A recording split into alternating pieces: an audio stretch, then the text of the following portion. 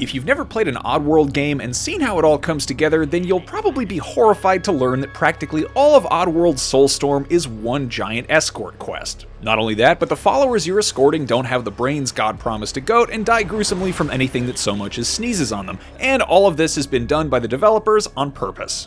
Though its trial and many errors gameplay can be infuriating at times, the genius of the Oddworld series is in the moments like, well, this, or this, or this. You can't help but facepalm and laugh before trying again. The bugs though, well, those aren't so funny.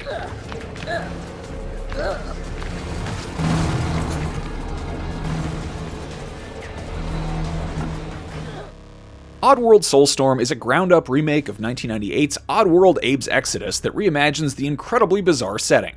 You'll see weird guys like this, or this, and they do strange stuff like find this odd guy thingy and do some freaky magic stuff, and hey, this guy sounds oddly familiar. Trusting, kind, and gentle, the Mudokons worked alongside Sligs and livestock in harmony.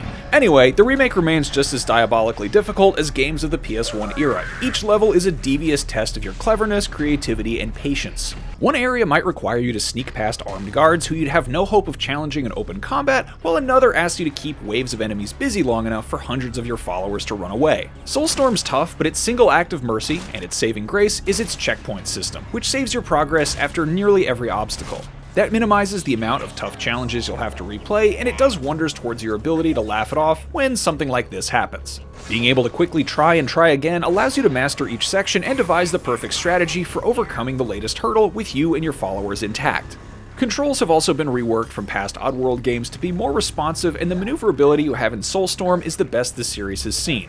There are definitely some areas that could use improvement, like the hit-or-miss nature of your ability to mantle up ledges or swing from pole to pole during platforming sections, but it's still night and day compared to the clunkiness of Oddworld New and Tasty. The weapons inventory and crafting system is smartly designed and gives a huge incentive to explore every nook and cranny in search of tools that make the going easier. For example, you can craft rubber sticky balls to instantly apprehend almost any enemy, but the resource cost required to do so is quite high. You can also craft sticky explosive grenades to blow open pathways to new areas and detonate enemies, or build a flamethrower, which makes the going much easier in every level.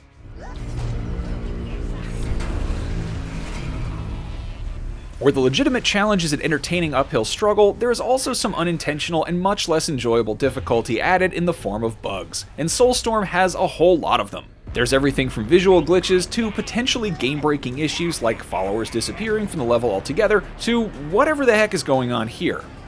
In the vast majority of cases, backing out to the main menu and reloading the level, or closing and relaunching fix the issue, but bugs are so common it's likely to increase your frustration in a game that revels in pushing you to the limit on purpose as it is. Of course, you could always just say screw it and push through each level without saving anyone, but that leads to an early end to your adventure with a finale that's completely depressing, and well-deserved too, you selfish monster. The differences between Soulstorm's good and bad endings are very significant, and if you explore every nook and cranny to rescue all of your enslaved brothers, you're rewarded with 2 additional levels at the end of the campaign and an ending that's worthy of your hard work and determination. It's an incredible incentive to keep as many of your followers alive as possible.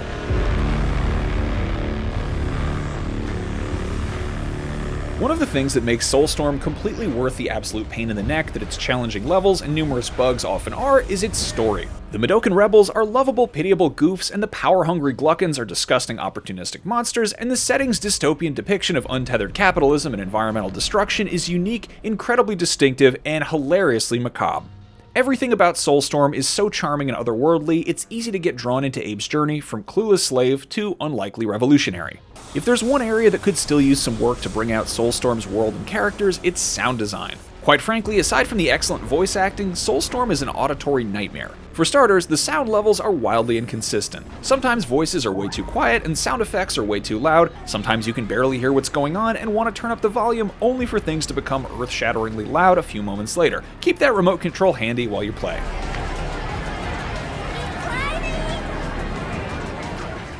Oddworld Soulstorm is a fantastic modernized remake of one of those side-scrollers that we remember as great, but the original doesn't hold up. Of course, it also has far too many bugs that force restarts to circumvent, and that can turn the frustration of a good challenge into the bad controller-throwing kind, and the sound design is all over the place.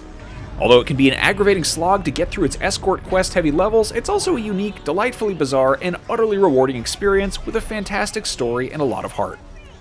For more, check out the first minutes of Soulstorm's gameplay and some commentary from the developers, and for everything else, stick with IGN. Here at the site of the once top-performing meat farm on Mudos, now just a smoldering disaster area that had suffered massive casualties. A charge some call the mass murder of a loyal labor force betrayed by the Gluck states. Hello, Mr. Morgan, security chief here.